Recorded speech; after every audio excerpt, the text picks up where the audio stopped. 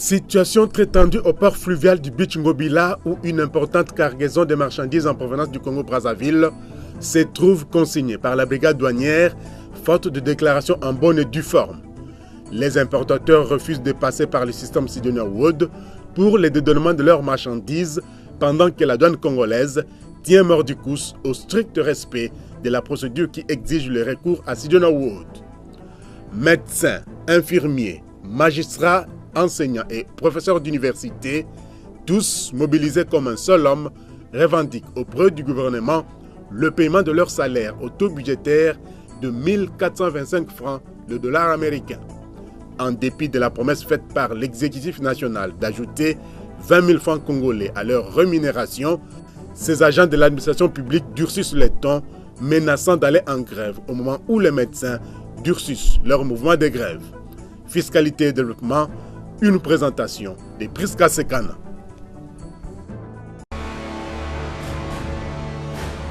Agence Galaxy Media, la passion de développer la RDC.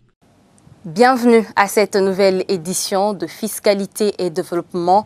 D'abord, la grogne sociale qui s'accentue au jour le jour en République démocratique du Congo. Les médecins des hôpitaux publics, magistrats, enseignants et autres agents et fonctionnaires de l'État exigent l'indexation de leur salaire au taux budgétaire de 1425 francs le dollar américain.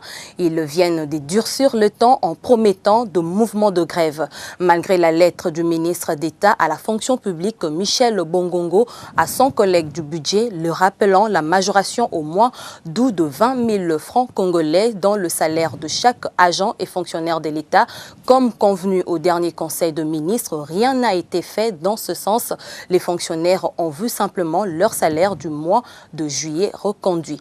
Mécontents, les médecins sont le premier à sécher les lieux de service jusqu'à ce qu'une solution définitive soit trouvée. Avez-vous donc compris, il sera difficile de se faire soigner dans des hôpitaux publics à dater de ce lundi 28 août 2017. Entre-temps, le parent des familles modestes s'est plaint du taux très élevé de frais scolaires pour l'année 2017-2018 où, dans certaines écoles conventionnées et privées, le frais de scolarité dépasse 1 000 $ américains l'an avec exigence de payer le 2/3 de la totalité du minerval dès la rentrée scolaire.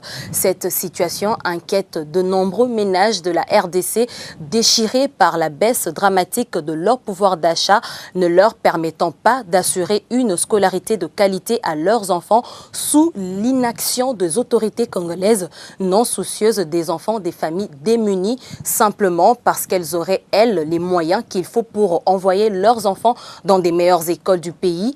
L'accès à l'éducation est donc devenu un luxe pour la majorité de la population congolaise, alors que sous d'autres cieux, la non-scolarité d'un enfant peut coûter la prison aux parents. Nous y reviendrons au cours de nos prochaines éditions de Fiscalité et Développement. Des marchandises en provenance du Congo-Brazzaville sont consignées depuis presque 2 semaines au port fluvial de Beach Ngobila par la brigade douanière congolaise. Pour cause, les propriétaires qui seraient des personnes vivant avec handicap refusent que leur cargaison soit prise en charge par le système Sidonia Wold exigé légalement pour les dédouanements de marchandises au niveau de toutes les frontières du pays. Selon ces importateurs, les systèmes Sidonia informatisés augmenterait le coût de dédouanement, un argument réfuté carrément par les autorités de la DGDA qui tiennent au strict respect de la législation en vigueur en la matière. Les précisions dans ces dossiers de Michel Wangui, Jean-Lumias Yokama sur les images d'Étienne Kumba Chuma. Nous sommes au port fluvial de la SCTP, Société commerciale des transports et des ports, surnommée Syrie, à cause des pratiques peu orthodoxes qui caractérisent ces milieux. C'est ici qu'est stocké un lot important de marchandises en provenance du Congo d'en face, remplis dans une dizaine de gros camions. On y trouve dedans des tissus imprimés, des sacs de riz, des habits, des laits de beauté et la liste n'est pas exhaustive qui n'attendent que les dédouanements. Les propriétaires ont refusé carrément de se conformer aux nouvelles instructions de la douane qui vient à peine d'installer le logiciel Sidonia au Beach Ngobila pour l'informatisation des déclarations.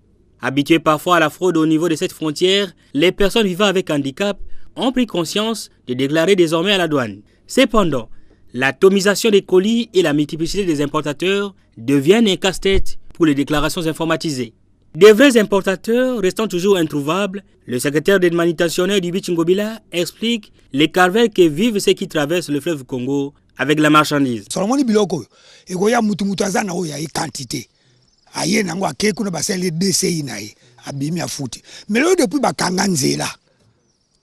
Moi susu na base ya mukebongo ngana ye na tieloko nango ya tieloko moko ni toya tozo sangisa lisanga 10 personnes 20 personnes to sangisa loko moko to sombaki batire mutuka eye awa mutu moko ke ko déclarer ngo bongo batikele biso siko to ko sangisa ngana ki na 10 biloko yo zaki na 20 biloko ko na 30 biloko so ba sangisa biso sombala moko to ko futa ndenge nini donc to yeba prien yeloko moko ezalaka bobola na koyeba kanga na 10 biloko na kopesa mbongo bo oya zaki na 20 biloko akopesa mbongo bo pasi na biso ezali. Le chef de bureau de douane balaye d'un revers de la main la thèse qui tente de faire passer les représentants des importateurs sur le logiciel Sidonia et évoque plutôt les raisons du refus de donnement de ces marchandises. Bakonzi balobi ba informatiser douane.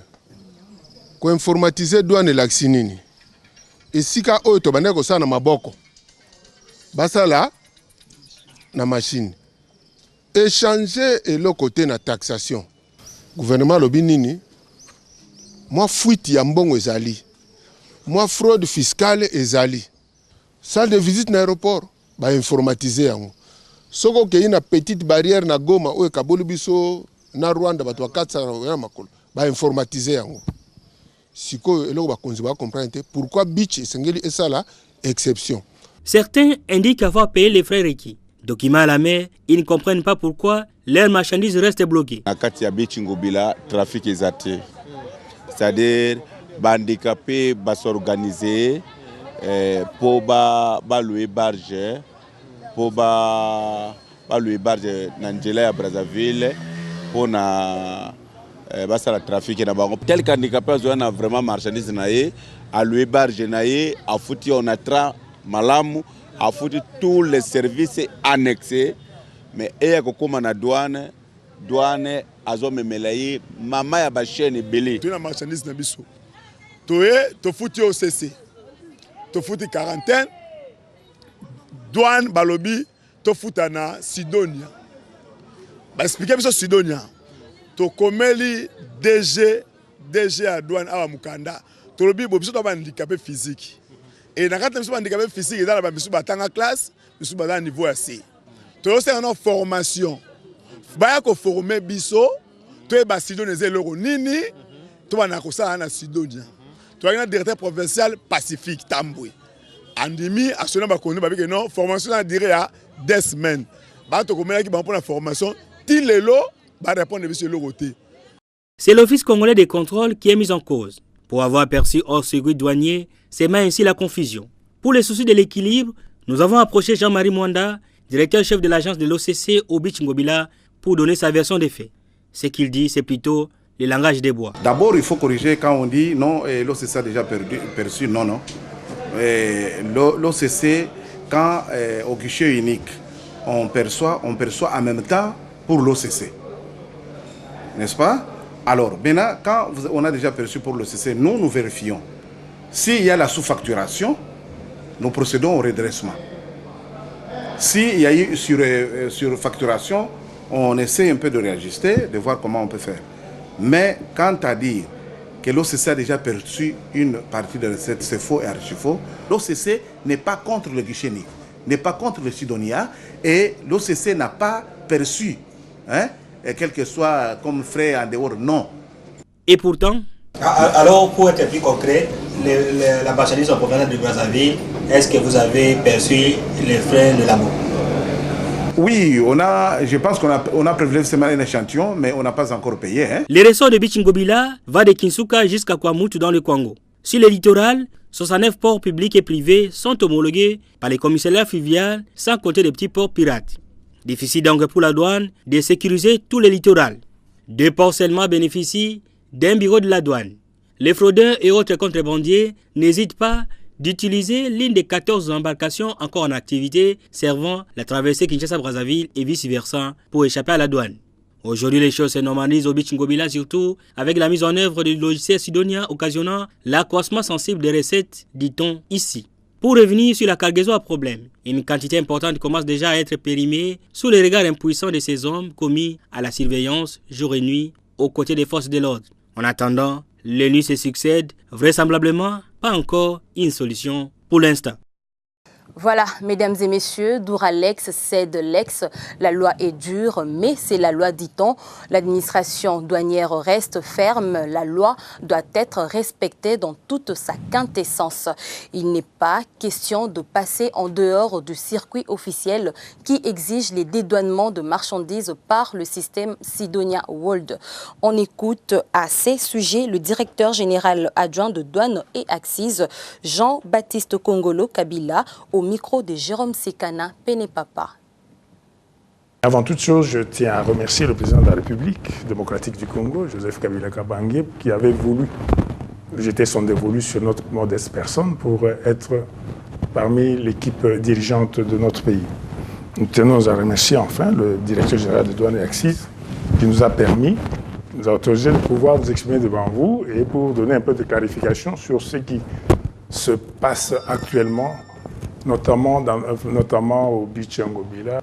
Les gens ont pris le normal devient le pathologique le normal, c'est cela le problème.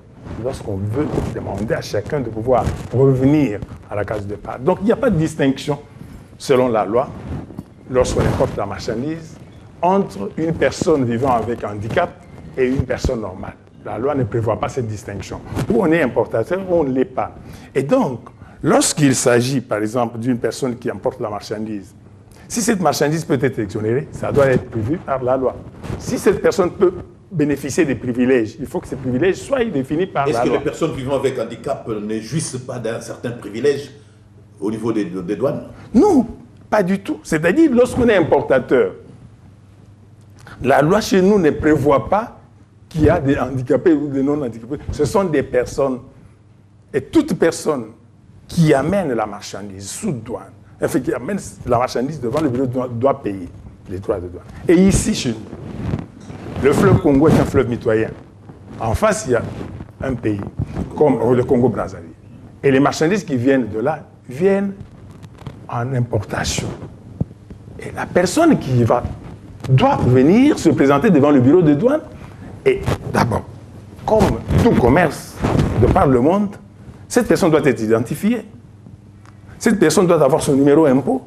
Cette personne doit avoir des documents normaux, le registre de commerce, la licence d'importation. Ils doivent avoir tous les documents relatifs au commerce international. Toute l'année 2016, c'est-à-dire janvier à décembre, la douane a perçu environ 1 916 924 $. Au Beach Ngobila. Pour l'année 2016. Nous n'avons pas encore terminé l'année 2017. Pour l'année 2017, nous sommes déjà à 3 229 701. Nous n'avons pas encore terminé l'année. C'est à cause des instructions que vous avez mises. Bien sûr. Oui. La douane s'est appropriée de ce qu'ils ont. Alors, il y avait 2 étapes. La première étape, toutes les marchandises doivent être canalisées vers l'entrepôt de douane.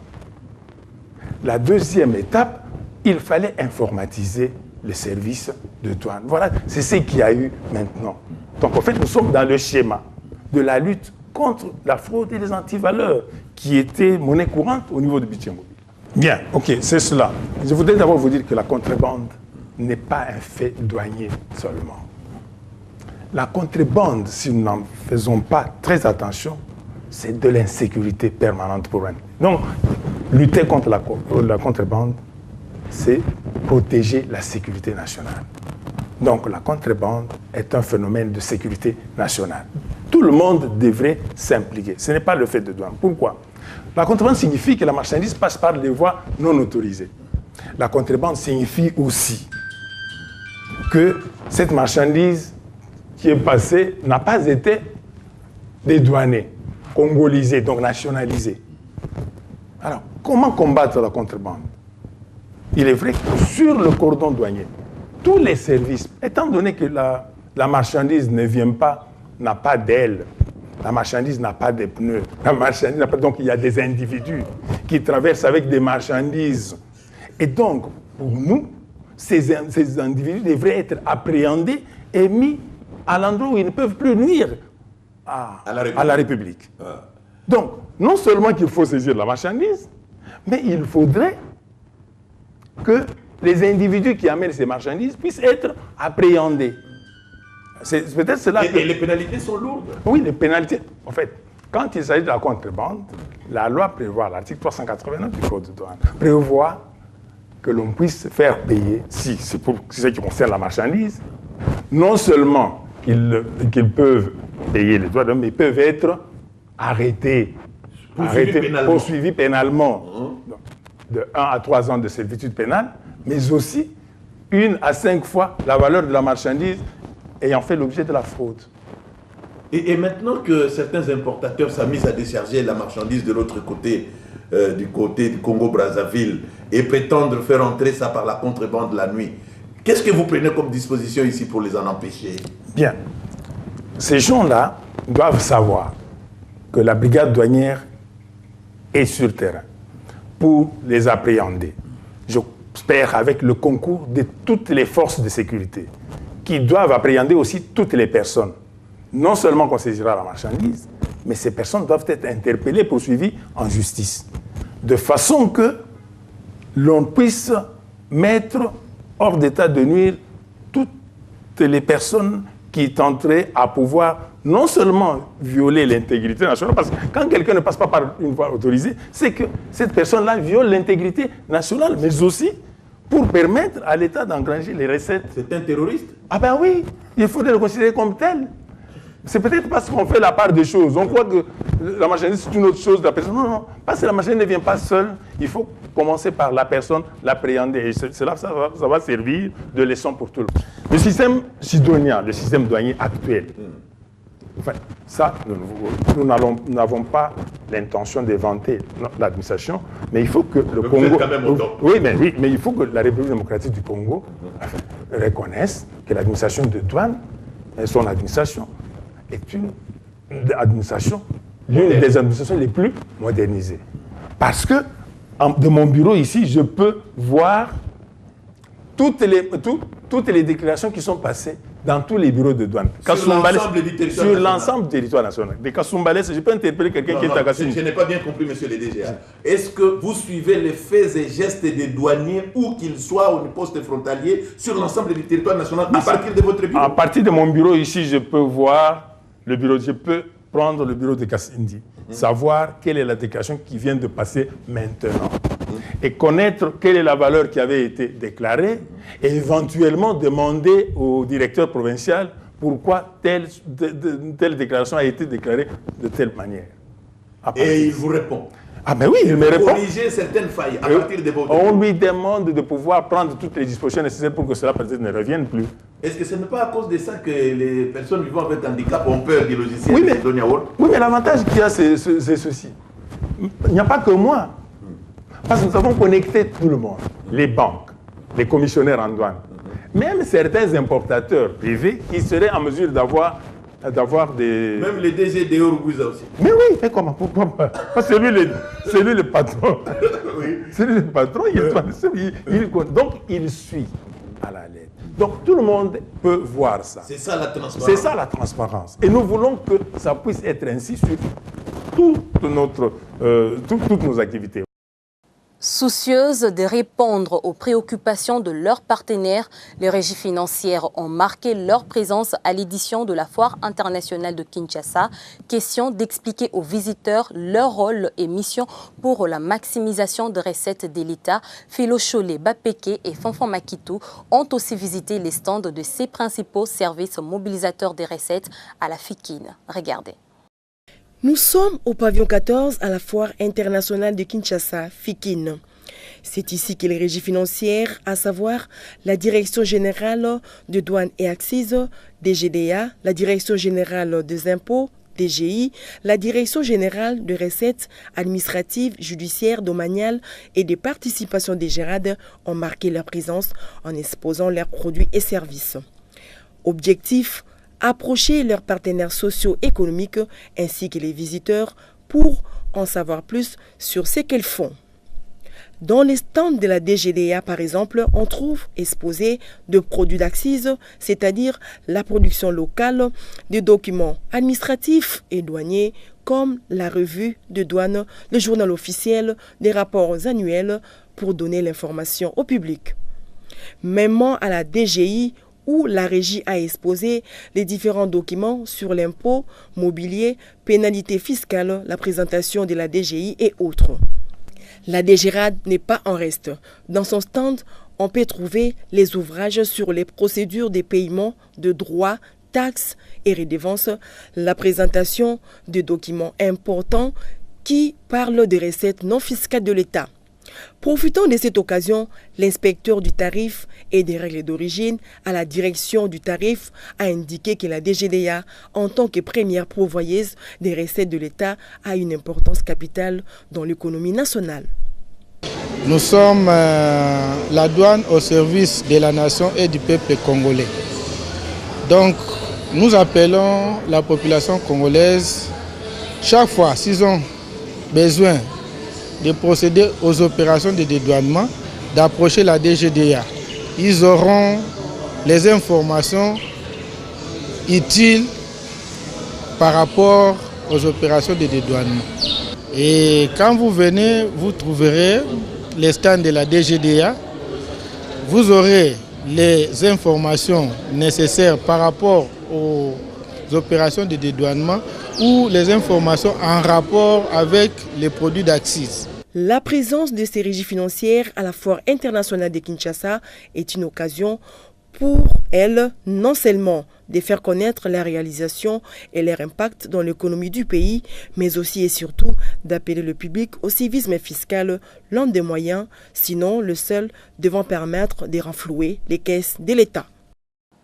La Direction générale des recettes administratives, judiciaires, domaniales et des participations des DGRAD vient d'acquérir sur fonds propres 2 nouveaux bus de marque Tata d'une capacité de 57 places chacun. Ces véhicules vont servir de transport du personnel de leur domicile au lieu de travail. La cérémonie de remise officielle de ces 2 bus au personnel de la DGRAD est intervenue le lundi 21 août dernier au siège même des 7 régies financières dans la commune de La Gombe. Dans le cadre de l'accompagnement des entités territoriales décentralisées à l'instauration du budget participatif, le COREF, à travers le projet Profit Congo, financé par la coopération britannique, la Banque mondiale et le Royaume de Belgique, vient d'accompagner 16 communes de la ville de Kinshasa à l'organisation des tribunes d'expression populaire. Objectif, permettre à l'autorité municipale de rendre compte de la gestion des finances publiques de l'entité et à la population d'avoir accès à l'information budgétaire et d'exercer le contrôle citoyen. Désormais, chaque commune affiche le budget annuel, les recettes mobilisées et les dépenses exécutées par trimestre. Didi Mavambu, Nombolo Pepe. Kinshasa, capitale de la République démocratique du Congo, la ville la plus peuplée du pays avec ses plus de 10 millions d'habitants. Une ville qui s'agrandit au jour le jour grâce au boom immobilier et surtout à l'explosion démographique. À côté des efforts de modernisation déployés par le gouvernement central, la capitale congolaise fait encore face à de nombreuses difficultés liées entre autres déficits d'infrastructures sociales de base. Situation que la population impute à la mauvaise gouvernance des ressources de la ville-province. Heureusement pour cette importante agglomération, elle fait partie des cibles privilégiées du projet de renforcement de la redevabilité et de la gestion des finances publiques dit Profit Congo dans l'instauration du budget participatif. Coordonné par le comité d'orientation de la réforme des finances publiques COREF, ce projet est financé par la Banque mondiale, la coopération britannique et le Royaume de Belgique avec un portefeuille global de 30,228 millions de dollars américains. Objectif de ce projet, améliorer la crédibilité, la transparence et la redevabilité dans la gestion et l'utilisation des finances publiques, tant au niveau de l'administration centrale qu'au niveau des entités territoriales décentralisées.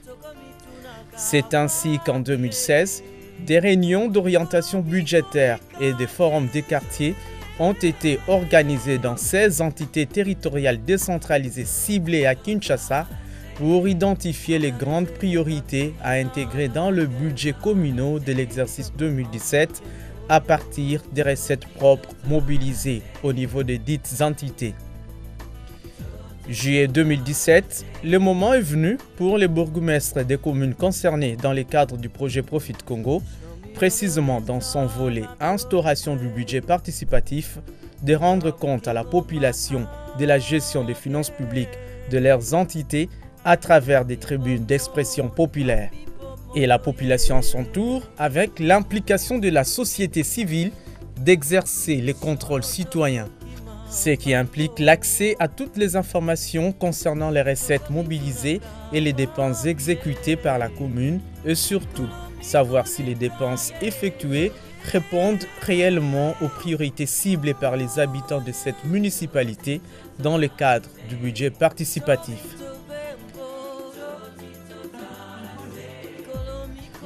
Le bourgmestre de la commune de Bumbu est le premier à se tenir debout devant ses administrés à travers cette tribune d'expression populaire organisée par le COREF.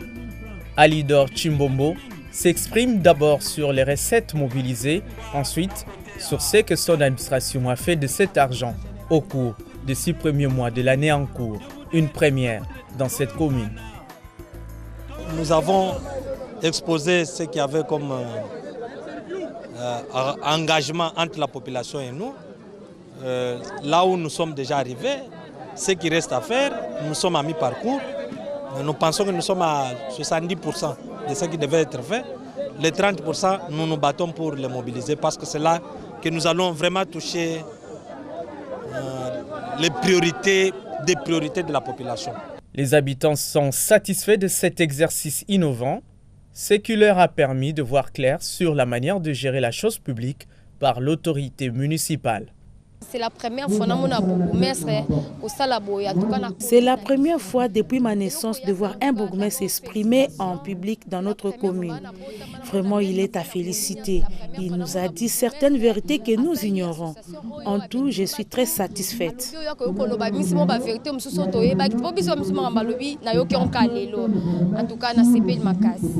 Kisenso est l'une des communes les plus populaires de Kinshasa avec 17 quartiers. La tribune d'expression populaire est l'occasion propice pour demander des comptes aux autorités par rapport à tout ce qui a été choisi comme priorité à intégrer dans le budget 2017.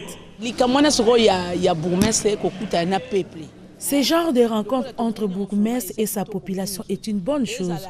Que cela ne s'arrête pas là, parce que ça permet de résoudre beaucoup de problèmes dans la société. Je crois qu'il s'est bien défendu, vu les réalisations en cours à l'instar de la lutte anti-érosive avec des sacs distribués dans les quartiers. Vraiment, nous constatons que les travaux évoluent bien.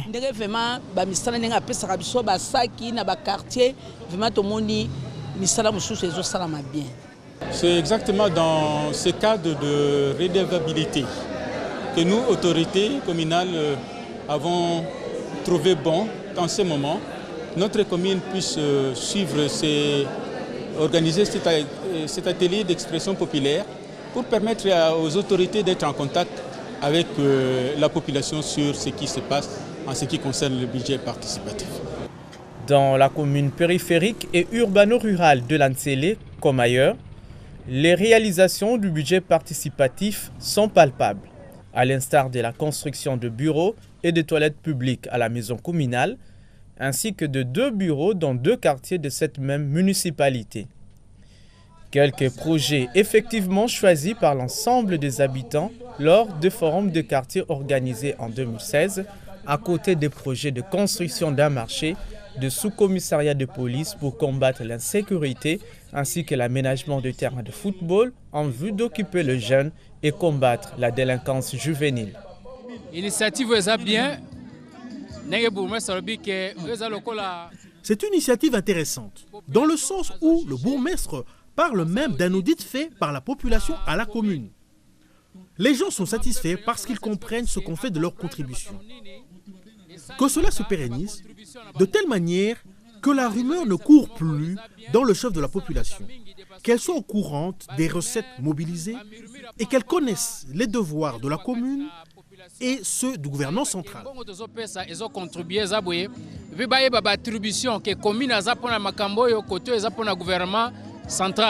En tout, 16 communes de la ville de Kinshasa ciblées ont vécu la nouvelle approche de gestion et de contrôle des finances publiques au sein de leurs entités. Parmi elles, les communes de Selembao, Bumbu, Ngiringiri, Makala, Kintambo, Bandalungwa, Kasavubu, Kinshasa, Barumbu, Limete, Lemba, Kisenso, Kimbanseke, Ntsele, Massina et Gombe. Ces projets de Profit Congo visent à responsabiliser et discipliner les bourgmestres de communes dans l'exécution des dépenses. Ils visent également à améliorer les systèmes de gestion des finances publiques et à renforcer aussi les capacités de mobilisation des recettes au niveau communal. La population, souvent, ils voient que quand on leur demande de payer les taxes, ils pensent qu'ils sont en train de remplir les poches d'une personne. Mais c'est vrai puisque souvent, on ne leur dit pas qu'est-ce qu'on fait avec leur argent. Mais avec les budgets participatifs, il y a lieu de voir pourquoi nous cotisons, pourquoi nous payons les taxes, qu'est-ce qu'on fait avec cet argent-là. Et nous suivons jusqu'à la fin pour voir que ce que nous avions choisi comme priorité, on a vraiment réalisé ça avec ce que nous avions donné. Aujourd'hui, avec la restauration progressive de la culture fiscale dans les chefs des populations, la promotion de la transparence dans la gestion des finances publiques et les devoirs de la redevabilité auprès des citoyens, vrais propriétaires des fonds publics, les maisons communales commencent désormais à afficher le budget annuel, les recettes mobilisées ainsi que les dépenses exécutées par trimestre.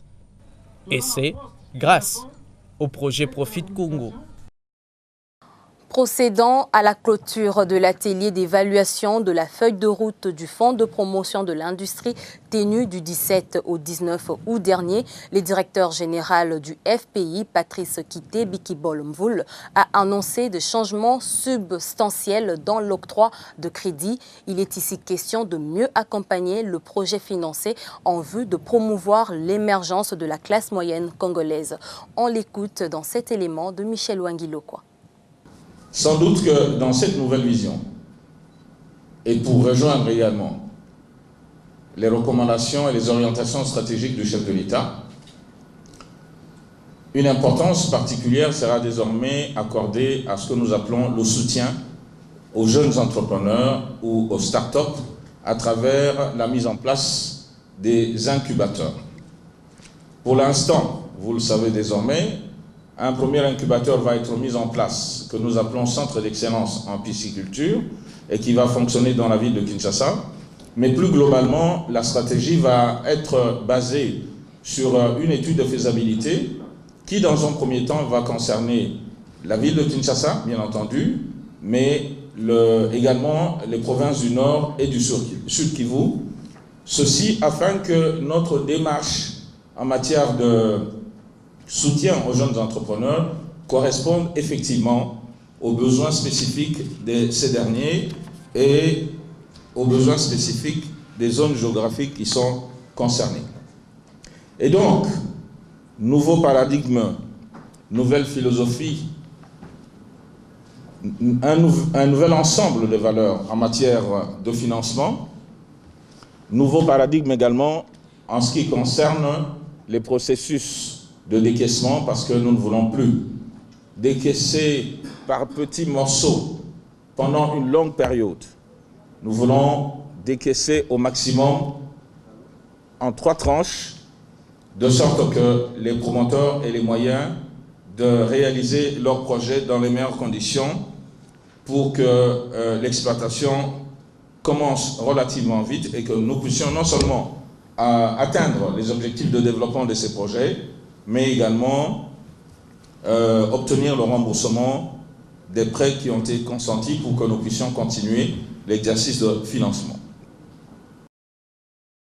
Mesdames et messieurs, la deuxième phase du recensement général de la population et de l'habitat en République démocratique du Congo, c'est pour bientôt. Mais pour y parvenir, une cartographie censitaire du pays s'impose. C'est dans ce cadre que le Bureau central du recensement BCR a organisé du 21 au 26 août 2017 dans la cité de Kola, à Mbanza-Ngungu, au Congo central, un atelier d'examen et d'adoption de l'approche définitive des mises en œuvre de la cartographie du deuxième recensement général de la population congolaise. La Banque mondiale, à travers le projet de développement de la statistique PDS, a financé l'activité. Les détails dans ce reportage de Patience Fumilia Bokole et Landry Nyangi qui ont effectué les déplacements du Congo central. C'est à Kola, cité située dans la ville de Mbanza-Ngungu au Congo central, que les 43 participants, composés d'experts de la Banque africaine de développement, de la Banque mondiale, du Fonds des Nations unies pour la population, des scientifiques, des statisticiens et de cartographes du Bureau central de recensement et de l'Institut national de la statistique, s'y sont retirés pour examiner et adopter une approche des mises en œuvre de la cartographie du deuxième recensement général de la population. Ce qui permettra désormais de produire et diffuser des statistiques socio-économiques et démographiques de qualité élaborées selon les standards et normes admis au niveau international. Avec comme soubassement la cartographie pilote déjà réalisée par le Bureau central de recensement sur 8 sites à travers le territoire national. À l'ouverture des travaux, Roger Chulungu Runika, directeur général de l'Institut national de la statistique, a relevé l'importance de ces assises. Et les travaux d'aujourd'hui consistent à examiner et à adopter la méthodologie définitive afin d'accompagner l'équipe des experts commise à la cartographie pilote d'arrêter définitivement une approche devant conduire la poursuite du processus et arriver à la cartographie censitaire. Donner la chance à la RDC d'avoir un recensement crédible, tel est le cheval de bataille du BCR. Et la réalisation de la cartographie censitaire est l'une des activités clés devant garantir le succès et le caractère exhaustif du dit recensement, comme l'explique ici le coordonnateur du BCR, Omer Ngoma. La cartographie elle-même consiste d'abord à déterminer les aires de dénombrement, les espaces où les gens habitent. Et dès lors que le travail est terminé, ça va maintenant permettre aux enquêteurs, donc la prochaine étape qui consistera au dénombrement exhaustif, de savoir avec précision comment seront délimitées les zones de travail. Et c'est par rapport à ces zones de travail qu'on aura maintenant à pouvoir engager, à pouvoir recruter les enquêteurs, les gens qui iront sur le terrain pouvoir recenser les gens. Donc si par exemple nous avons 4000 aires de dénombrement, donc les espaces qui seront délimités, à ce moment-là nous aurons besoin de 80 000 enquêteurs qu'on va larguer à travers toute la République pour procéder au dénombrement exhaustif de la population. Pour la deuxième phase du recensement général de la population, la RDC a opté pour un recensement totalement numérique avec l'utilisation des nouvelles technologies, de l'information et de la communication pour la collecte et le traitement des données. C'est pourquoi, dans leur échange et discussion, les participants ont harmonisé leur vue pour la définition d'une approche définitive quant à la mise en œuvre de la méthodologie pour la réalisation des travaux de la cartographie censitaire. Ce respect des normes étant requise en la matière. Pour rappel, le premier recensement général de la population congolaise a eu lieu en 1984. Place à présent aux tendances de prix des denrées alimentaires de grande consommation sur le principal grand marché de la capitale congolaise au samedi 26 août 2017. C'est une moisson faite par Philocholé Bapeke. Pendant que les prix de certains produits de grande consommation sont restés stables, d'autres par contre connaissent continuellement des hausses sur les principaux marchés de Kinshasa.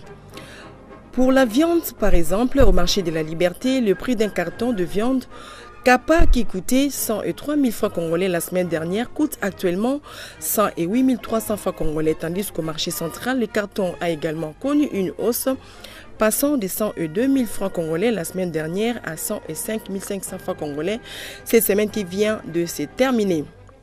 Même au marché Ziguida où le prix a augmenté des 103 500 francs congolais à 106 500 francs congolais et des 103 200 francs congolais à 105 000 francs congolais au marché Gambela. Concernant le poulet, au marché de la Liberté, le prix d'un carton de poids 13 a connu une baisse. Il est passé des 61 000 francs congolais la semaine dernière à 52 000 francs congolais cette semaine qui vient de s'achever. Hausse par contre au marché central dont le prix est passé des 54 500 francs congolais à 56 000 francs congolais. Au marché Ziguida, le prix est resté stable à 55 500 francs congolais. Au marché Gambela, les mêmes cartons de poulet poids 13 s'est vendu à 56 500 francs congolais.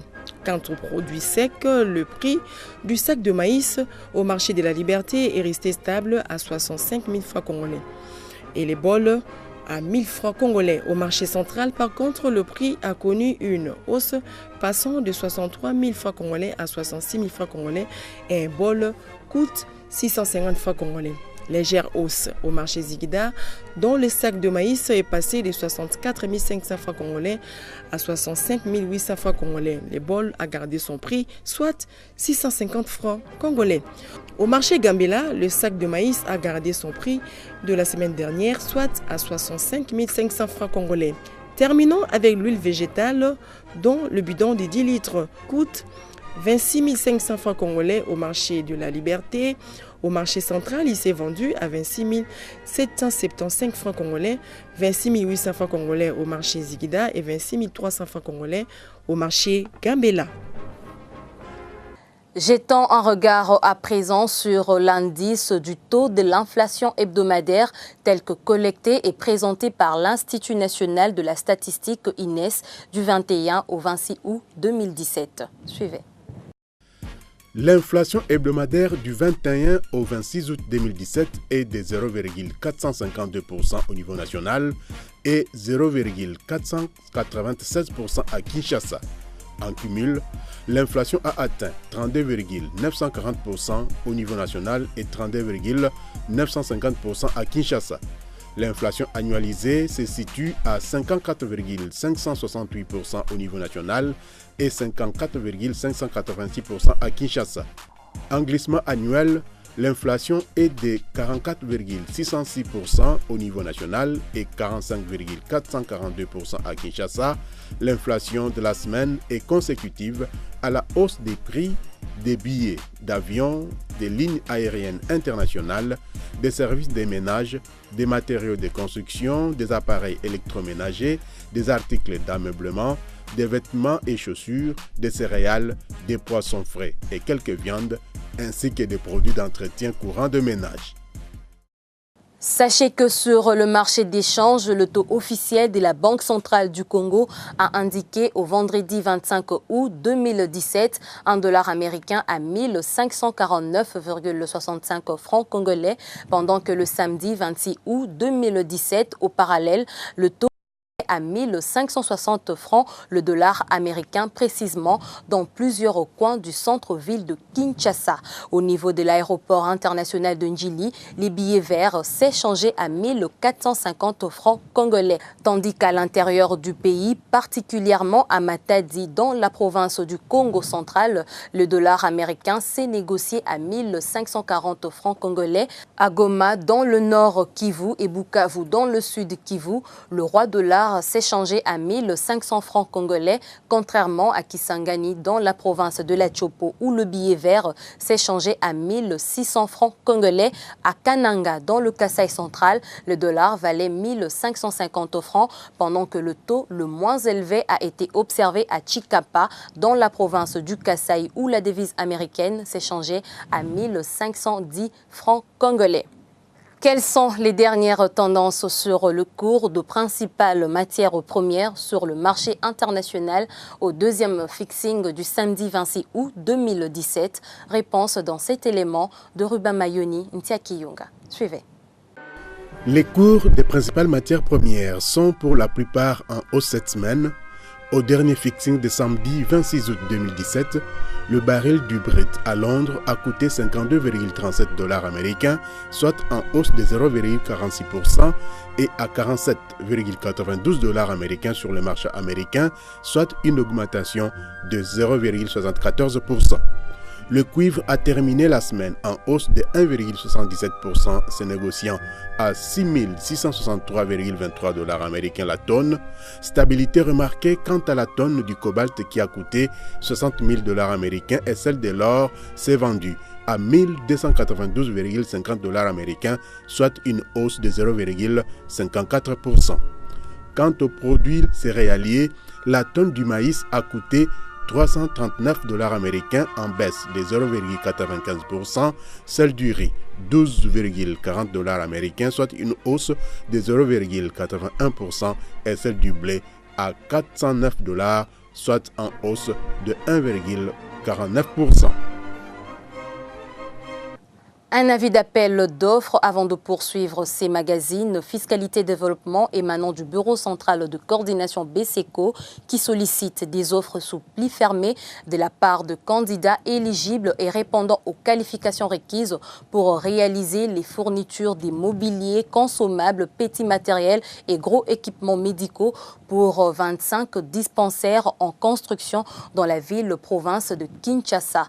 Pour ces marchés, les variantes ne pourront être prises en considération et la passation du marché sera conduite par appel d'offres international ouvert tel que défini dans la loi relative au marché public à tous les candidats éligibles. Découvrons les exigences en matière de qualifications dans ces commentaires signés Fabien Luboulou Bakayaka. En ce qui concerne la conformité administrative, elle comprend la présence dans l'offre des documents suivants: lettre de soumission, dûment signée, garantie de soumission, rejet immédiat de l'offre en cas d'absence dans l'offre de ces deux documents précités, la preuve de son existence légale, statut notarié, acte constitutif, un certificat par entreprise sera fourni en cas de groupement. Attestation fiscale pour les soumissionnaires établis en République démocratique du Congo en cours de validité, signée conjointement par la DGI et DGDA. Une copie du registre des commerces, RCCM ou l'équivalent, et de l'enregistrement de l'identification nationale pour les soumissionnaires établis en République démocratique du Congo. Attestation des régularités, être en règle avec les cotisations de l'INSS jusqu'au 31 juillet 2017 pour les soumissionnaires établis en République démocratique du Congo. Critères de qualification. Capacité financière. Justifier d'une capacité financière à couvrir une telle offre dans les délais impartis. Avoir réalisé au cours des 3 dernières années, 2016, 2015 et 2014, un chiffre d'affaires annuel moyen équivalent au moins une fois le montant de l'offre. En cas de groupement, chaque entreprise devra présenter un chiffre d'affaires moyen équivalent à au moins, si 2 entreprises, 60% du montant de l'offre pour le chef de file et 40% pour l'autre. Si 3 entreprises, 40% du montant de l'offre pour le chef de file et 30% pour chacun des 2 autres membres. Joindre à l'offre les états financiers certifiés des 3 dernières années, 2016, 2015 et 2014. En cas de groupement d'entreprises solidaires, chaque partie devra présenter les siens. Capacité technique. Fournir au moins 2 références satisfaisantes accompagnées de preuves de réalisation avec satisfaction au cours des 5 dernières années dans la réalisation des projets de nature et de complexité comparables, notamment la livraison des dites fournitures dans les délais impartis. Joindre un planning de livraison traduit clairement l'efficacité de l'organisation que les soumissionnaires comptent mettre en place pour exécuter les marchés à bonne fin dans les délais prévus. Les scores combinés minimum requis pour être qualifié est de 75. Les références doivent fournir au minimum les renseignements de base suivants: client, nom du projet et brève description, emplacement du projet, enveloppe financière, durée du projet, date de début et de fin de l'exécution, bailleur des fonds, certificat de réception des fournitures. Les candidats intéressés peuvent obtenir un dossier d'appel d'offres complet en formulant une demande écrite à l'adresse mentionnée ci-après. Bureau central de coordination, 372 SIC, avenue Colonel Monjiba, complexe ITEX Africa, commune d'Ngalima, Kinshasa, contre un paiement non remboursable de $200 américains. La méthode de paiement sera le versement d'espèces au compte numéro 024 00 011 45 502 intitulé Projet BESECO auprès de la Standard Bank Kinshasa, CoSwift SB ICCD KX. Les documents d'appel d'offres seront obtenus au BESECO sur présentation de la preuve d'achat du DAO au guichet de la banque susmentionnée. Les offres devront être soumises au BESECO au plus tard le mardi 19 septembre 2017 à 15h locales.